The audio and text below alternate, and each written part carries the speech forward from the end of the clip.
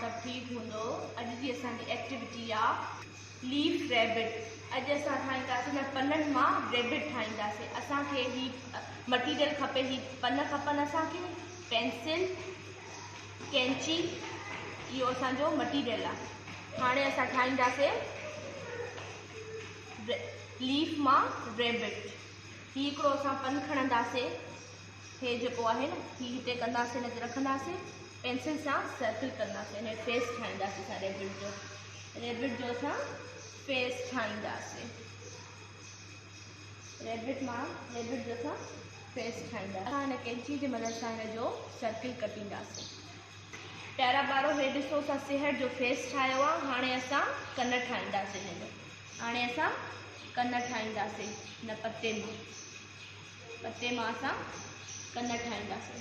ॾिसो ॿारो, ही हाणे असां रैबिट ठाहियो आहे। हाणे असां हिनखे गिलू लॻाए पेस्ट कंदासीं। गिलू लॻाए, ॾिसो गिलू लॻासीं, हिन जी बॉडी ठाहींदासीं। हे ॾिसो, हिन जी बॉडी ठाहीसीं असां। आसान तरीक़ो आहे, उम्मीद आहे त तव्हांखे पसंदि ईंदो। हणी फेस खे गिलू हणी असां हिन ते पेस्ट कंदासीं।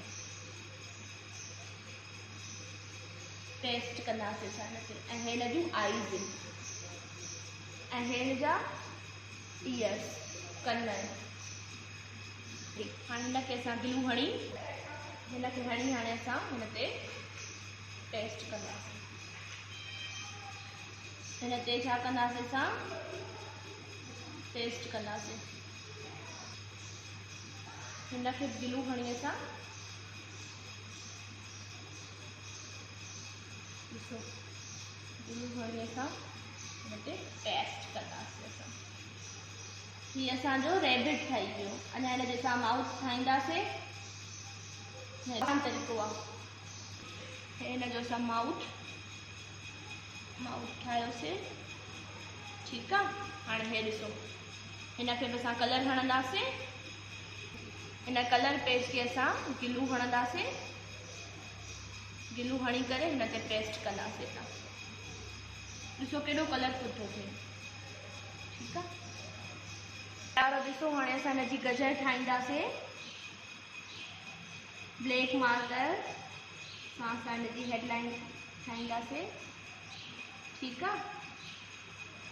पोइ असां हिननि खे ईअं थोरो कर्व कंदा वेंदासीं, हाणे असां हिनखे कलर कंदासीं रेड ऐं ग्रीन, ॻाढ़ो ऐं साओ। ॾिसो ॿारो, ॿाहिरि लाइन था कढणो न आहे, असां ॻाढ़ो कलर था कयूं। कहिड़ो कलर आहे, रेड कलर, मतिलबु ॻाढ़ो कलर।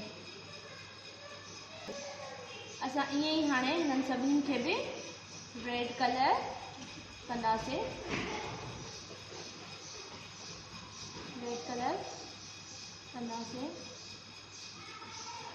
ऐं हिनखे असां ग्रीन कलर, साओ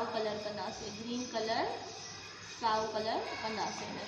पोइ असांजी छा ठहिजी वेंदी, गजर ठहिजी वेंदी, असांजी गजर ठहिजी वेंदी। हीअ असांजो लीफ रैबिट ठहिजी वियो। उम्मीद आहे त तव्हांखे हीअ पसंदि ईंदो। पंहिंजो ज़्यादा से ज़्यादा ख़्यालु रखो। अल्लाह हाफ़िज़।